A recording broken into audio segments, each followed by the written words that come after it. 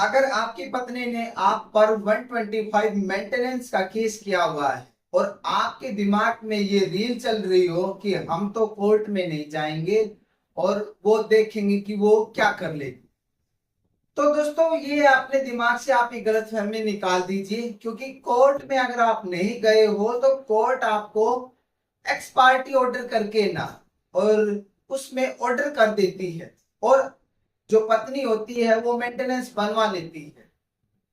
तो इस मामले में ये क्या होता है, कैसे ऑर्डर होते हैं, कैसे एसेटिसाइड का एक्स पार्टी ऑर्डर निकाल देते हैं, कैसे हम एप्लीकेशन लगाते हैं और कैसे उसमें दोबारा से अपील होने के लिए कैसे कौन सी एप्लीकेशन लगती है।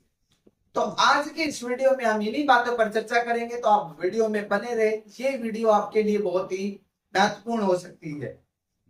नमस्कार दोस्तों, मैं एडवोकेट यतेंद्र आपका स्वागत करता हूं। जैसा कि आप जानते हैं, यूट्यूब चैनल पर आपको लीगल अवेयरनेस की जानकारी मिलती है और आपको लगातार कानून के प्रति सजग किया जाता है।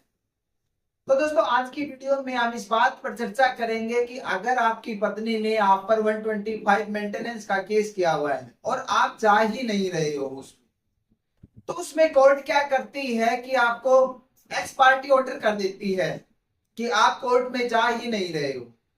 अब इन अलग अलग मामलों में अलग अलग चीजें होती है। अगर मेंटेनेंस का है तो उसमें एक्स पार्टी कर दिया जाता है। अगर कोई स्टेट केस है, कोई क्रिमिनल केस है, तो उसमें वारंट इश्यू कर दिया जाते हैं और आपको पुलिस अरेस्ट कर लेती है। अगर क्रिमिनल से हटकर कोई भी मुद्दा है तो उसमें एक्स पार्टी ऑर्डर कर दिए जाते हैं। कोई भी सिविल का है या किसी भी मैट्रिमोनियल से रिलेटेड है तो उसमें एक्स पार्टी ऑर्डर कर दिए जाते हैं। एक्स पार्टी का मतलब ये होता है कि आपकी गैर मौजूदगी में आपके खिलाफ ऑर्डर हो जाते हैं। वो मामले देखते हैं कि कैसा मामला है और उसी के अनुसार आपके खिलाफ ऑर्डर कर दिए जाते हैं। तो इसमें अगर 125 का केस चल रहा है तो उसमें 127 की एप्लीकेशन लगती है। अगर आपको दोबारा से कोर्ट में अपीयर होना है तो उसमें 127 की एप्लीकेशन लगती है।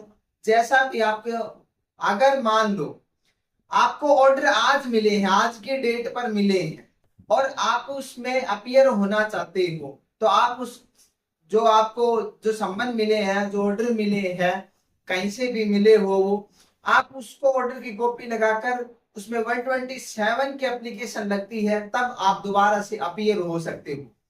नहीं तो आपको set aside x party order कर दिए जाते हैं और आपके खिलाफ मामला सुना दिया जाता है। इसी में यही मामला होता है।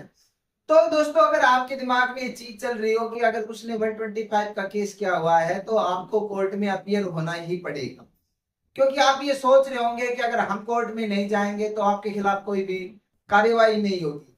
वो कोर्ट है, आपके खिलाफ कार्रवाई कर सकती है आपकी गैर मौजूदगी के अंदर में। ये कोर्ट के पास अधिकार होता है।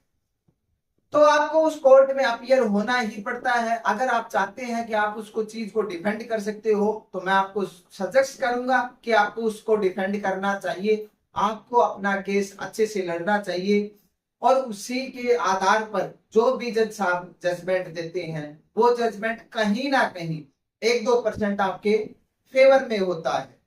अगर मान लीजिए उसने 125 का केस किया हुआ है, अगर उसमें उसका मासिक जो भत्ता बनता है उसने लिखा है कि आपको 5,000 रुपए चाहिए और आपकी आमदनी ही पूरी 5,000 रुपए, तो साहब सारी चीजें पूछ के ना और उसी के अनुसार इतनी आमदनी इतना कम मेंटेनेंस कर देते हैं, बस बिल्कुल ना के बराबर।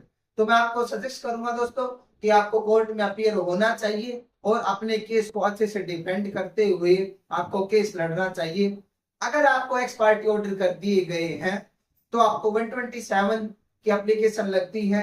आपको ये लोअर कोर्ट में ही लग जाती है। आपको कहीं भी हाई कोर्ट में जाने की जरूरत नहीं है, किसी या दूसरी जगह या सुप्रीम कोर्ट में कहीं पर भी जाने की जरूरत नहीं है। आपका जहां पर भी लोअर कोर्ट में या सेशन कोर्ट में जो भी मामला चल रहा है जहां पर भी, तो आप उसी कोर्ट में ही जाकर 127 की एप्लीकेशन लगाकर आप अपने केस में दोबारा से अपीयर हो सकते हैं और आप अपनी जो सफाई है वो दे सकते हैं या जो भी आपकी बात हो वो आप कोर्ट के सामने रख सकते हैं।